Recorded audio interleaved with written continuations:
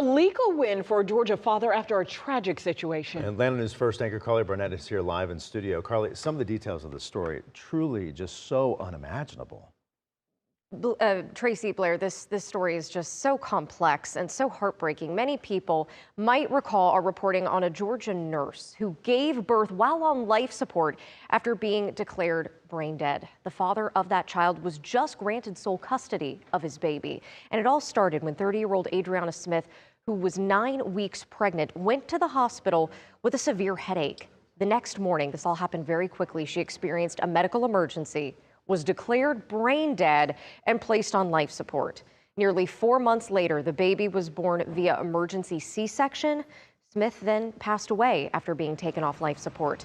The father learned that he would not have custody of the child unless he obtained a court order establishing his legal rights, since the two were not married. According to his attorney, in order to establish those rights, he was forced to posthumously sue the mother of his son.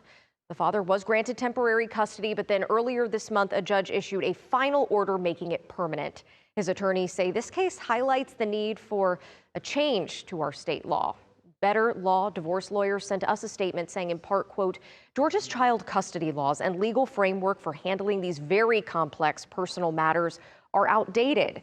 These laws impose systemic and unfair barriers that deny unmarried fathers basic parental rights to their biological children, end quote.